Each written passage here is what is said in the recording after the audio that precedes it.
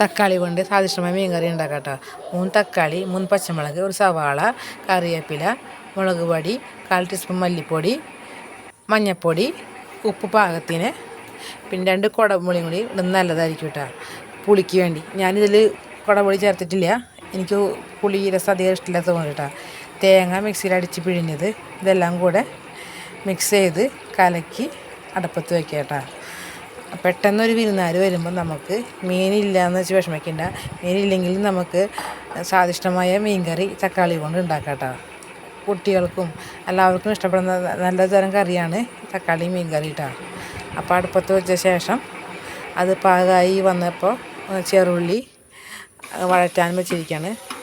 അത് മൂത്ത് പാകമായപ്പോൾ സെറ്റായി വന്ന തക്കാളി മീൻ കറിയിലേക്ക് ഉള്ളി ഒഴിച്ചു, പാകമായി ഉള്ളി ഒഴിച്ചു. അപ്പോൾ ഇന്നത്തെ കറി സെറ്റായിട്ടുണ്ട് കേട്ടോ. അപ്പോൾ ഇന്നത്തെ ഉച്ചക്കത്തെ കറി തക്കാളി മീൻ കറിയും കോവയ്ക്ക മെഴുക്കുവരട്ടിയാണ് ഉച്ചക്കത്തെ സ്പെഷ്യൽ കേട്ടോ. അപ്പോൾ ഇന്ന് ഇത്രയേ ഉള്ളൂ. Tata, bye bye.